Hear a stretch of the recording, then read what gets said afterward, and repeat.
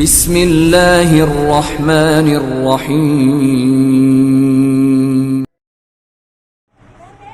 الحمد للہ رب العالمین الصلاة والسلام على من كان نبيا وآدم بين الماء والطين وعلى آله وأصحابه أجمعين أما بعد قال رسول الله صلى الله عليه وسلم القبر روضة من رياض الجنة أو حرفة من حرف النار۔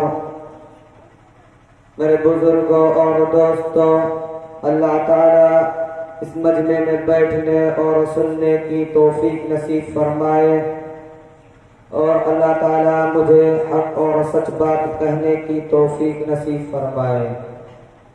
میرے بزرگوں اور دوستوں، ابھی میں نے مدنی آقا محمد عربی صلی اللہ علیہ وسلم کی ایک حدیث پڑھی ہے جس میں آپ نے حقیقت کو اجاگر فرمایا ہے اور فرمایا ہے کہ قبر جنت کے کیریوں میں سے ایک کیاری ہے یا جہنم کے گڈھوں میں سے ایک گڈھا ہے۔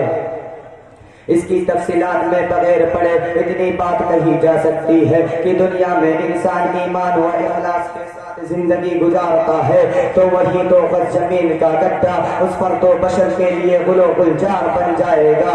اگر ایمان اور اس سے متعلق جو اعمال ہیں ان میں سے کچھ بھی نہ کیا تو وہی تو خود زمین کا گڈھا اس پر تو بشر کے لیے عذاب در عذاب کا بن جائے گا، جہاں پہ عذاب در عذاب کے واسطے ساری چیزیں تیار ہو گئی ہیں، قیامت تک اس کو عذاب کا سامنا رہے گا۔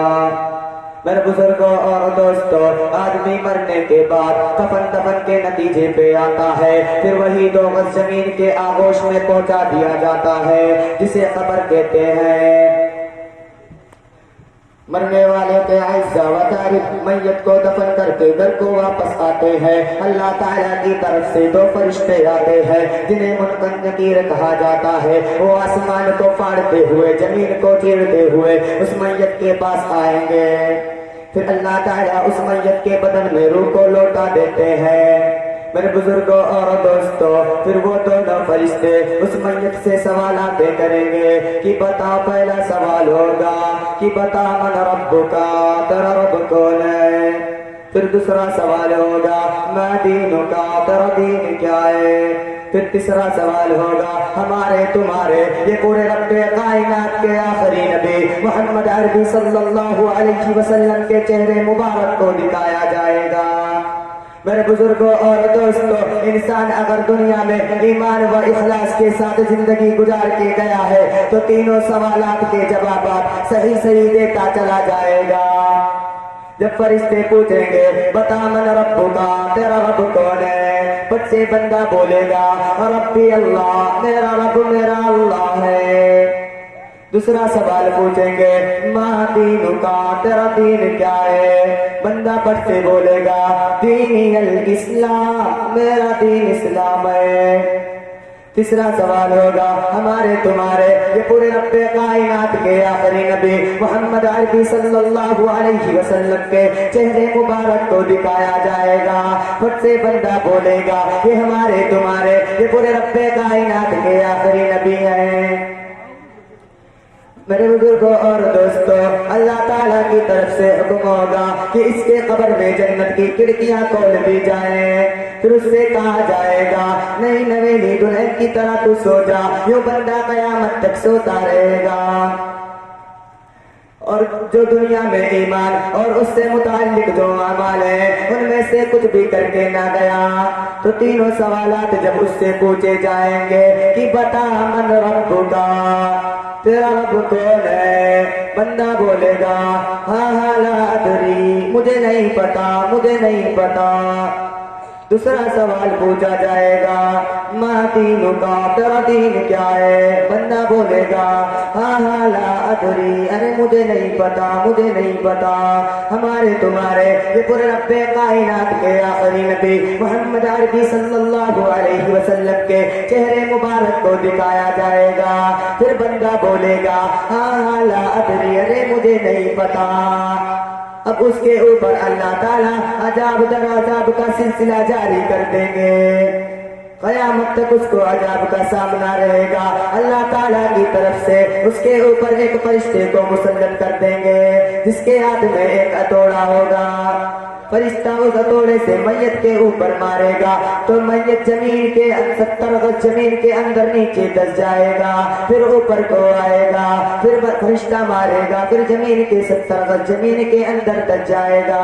یہ سلسلہ یوں چلتا رہے گا قیامت تک۔ میرے بزرگوں اور دوستوں، اللہ تعالیٰ اس کے اوپر جہنم کے خونخوار سانپ اور بچھوؤں کو اس کے اوپر مسلط کر دیں گے۔ جو دنیا میں کہیں ایک جگہ ایک مرتبہ پھوٹ مار دے تو قیامت تک اس جگہ پہ ایک گھاس نہیں اگ سکتا۔ سوچو میرے بزرگوں اور دوستوں، جب اس بندے کو یوں ڈسیں گے کاٹیں گے تو اس کا انجام کیا ہوگا؟ اللہ تعالیٰ اس کے اوپر قبر کو اتنی تنگ کر دیں گے، اتنی تنگ کر دیں گے، یعنی سمیٹ دیں گے یوں تو اس کا ایک پسلی دوسرے پسلی میں گھس جائے گا۔ میرے بزرگوں اور دوستوں، اللہ تعالیٰ نے انسان کو عقل دیے ہیں، دماغ دیے ہیں، دل دیے ہیں۔ اب فیصلہ آپ کے ہاتھ میں زندگیاں کیسے گزارنی ہے۔ آپ پابند بن کے چلو اس اللہ کی جس نے قرآن کو اتارا، اور اللہ تعالیٰ نے قرآن میں ساری چیزیں بتا رکھی ہیں کہ ہمیں زندگیاں کیسے گزارنی ہے۔ سوالات انبیاء علیہ السلام کو بھیجا، آخر میں ہمارے نبی تمہارے نبی جناب محمد عربی صلی اللہ علیہ وسلم کو بھیجا، انہوں نے بھی بتایا ہمیں زندگیاں کیسے گزارنی ہے۔ اگر ہم نبی اور قرآن کے بتائے ہوئے راستے پہ زندگی گزاریں گے تو یقیناً قبر میں جنت کی کہریوں میں سونے والے بن جائیں گے، اور اگر ہم قرآن اور نبی کے بتائے ہوئے راستے سے ہٹ کے زندگی گزاریں گے تو وہی 2 گز زمین کا گڈھا ہمارے لیے عذاب بن جائے گا۔ میرے بزرگوں اور دوستوں، جب ہمارے نبی محمد عربی صلی اللہ علیہ وسلم دنیا سے پردہ فرمانے کا وقت تھا تو اللہ تعالیٰ نے پہلے جبرائیل علیہ السلام کو بھیجا اور ان کے ساتھ میں موت کے فرشتے کو بھیجا۔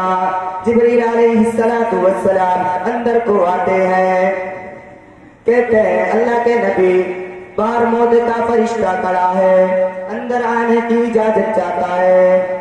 فرشتے کو اجازت ملتی ہے، فرشتہ سلام پیش کرتا ہے، السلام علیک، الصلاۃ والسلام علیک یا رسول اللہ۔ فرشتہ کہتا ہے کہ میرا رب نے کہا تھا جانا تو پہلے اندر جانے کی اجازت دے لینا، اجازت ملتی ہے تو اندر جا کے سلام کر لینا، اور آنا چاہیں گے تو لے کے چلے آنا۔ پھر موت کے فرشتے سے اللہ کے نبی کہتے ہیں، محمد مصطفیٰ صلی اللہ علیہ وسلم کہتے ہیں کہ میں کہوں گا تو میری جان نکالے گا؟ فرشتہ کہتا ہے ہاں نکالوں گا۔ پھر یوں جبرائیل کے طرف دیکھتے ہیں، مسکرا کے کہتے ہیں، کیا کہتے ہیں جبرائیل؟ جبرائیل علیہ السلام کہتے ہیں اللہ تعالیٰ آپ کے ملاقات کی شوق میں ہے، اللہ تعالیٰ آپ کی ملاقات کی شوق میں ہے۔ کہتے ہیں جاؤ پہلے میرے رب سے پوچھ کے آؤ میرے بعد میرے امت کے ساتھ کیا کرے گا، میرے بعد میرے امت کے ساتھ کیا کرے گا۔ خاندان والوں کا سوال نہیں کیا، بیٹی فاطمہ کا سوال نہیں کیا، داماد علی کا سوال نہیں کیا، کیا کہہ رہے میری امت کا کیا ہوگا؟ ارے وہی امت جو سارے حدوں کو پار کر چکی ہے، سارے حدوں کو پار کر چکی ہے۔ جبریل جاتے ہیں، بیٹی فاطمہ کو بلایا، ان سے کہنے لگے بیٹی میں جا رہا ہوں۔ بیٹی رونے لگتی ہے، کہتے ہیں بیٹی رونے کی بات نہیں ہے، وہاں پہ پہلی ملاقات میری اور تیری ہوگی۔ ان کو رخصت کیا، داماد علی کو بلایا، ان کے پیٹھ پہ ہاتھ پھیر رہے ہیں، نصیحت کر رہے ہیں، ان کو بھی رخصت کیا۔ اب جگر کے ٹکڑوں حسن اور حسین کو بلایا، یوں گلے سے لگایا، ان کو بھی رخصت کیا۔ ارے قربان جاؤں اس قبلی والے پہ جس نے یہ سوال اٹھائی۔ جبریل واپس آئے، کہنے لگے اللہ تعالیٰ آپ کی امت کو تنہا نہیں چھوڑے گا، آپ کی امت کی ذمہ داریاں لے رہا ہے۔ اگر یہ سوال میرا نبی نہ اٹھاتا تو آج ہم بندر یا خنزیر میں تبدیل ہو جاتے، یا پتھروں میں دبا دیے جاتے، یا پانی سے بہا دیے جاتے، یا ہوا سے اڑا دیے جاتے، یا آگ کے اولوں سے جلا دیے جاتے، یا بجلی کی چمک سے ہم راکھ کر دیے جاتے۔ ارے قربان جاؤں اس کملی والے پہ۔ میرے نبی کہنے لگے اب میری آنکھیں ٹھنڈی ہیں، اب تو مجھے اٹھا لے۔ جاتے جاتے کیا نصیحت کرتے جا رہے امت کو، اے میری امت الصلاۃ الصلاۃ، نماز نہ چھوڑنا، نماز نہ چھوڑنا۔ ہاں دیکھا جاتا ہے اذان ہوتی ہے، امت مسلمہ ہوٹلوں پہ نظر آتی ہے، اذان ہوتی ہے، امت مسلمہ چوراہے پہ کھڑے گپ شپ کرتے نظر آتے ہیں۔ کیا ہمارے نبی یہی کہتے گئے تھے کہ ہوٹلوں پہ چلے جانا گپ شپ کرنا؟ نہیں نہیں، میرے نبی نے یہ نہیں کہا تھا، میرے نبی نے کہا تھا الصلاۃ الصلاۃ، اے میری امت نماز نہ چھوڑنا، نماز نہ چھوڑنا۔ میرے نبی کی ایک حدیث ہے الآن قرۃ عین فی الصلاۃ، کہ نماز میرے آنکھوں کی ٹھنڈک ہے۔ اگر ہم نماز پڑھیں گے تو نبی کے آنکھوں کو ٹھنڈک پہنچے گی، اگر ہم نماز نہیں پڑھیں گے تو کیا نبی کے آنکھوں کو ٹھنڈک پہنچے گی؟ نہیں پہنچے گی۔ آج سے پوری یہ مجمع عہد کرے کہ ہم نماز نہیں چھوڑیں گے۔ چلتا چلتا آپ حضرات کو کچھ سناتا چلوں کہ پڑھ نمازیں پنچ گا نہ کر کوئی بہانہ، کہ پڑھ نمازیں پنچ گا نہ کر کوئی بہانہ، ورنہ دوزخ ہے تیرا ٹھکانہ۔ وآخر دعوانا ان الحمد للہ رب العالمین۔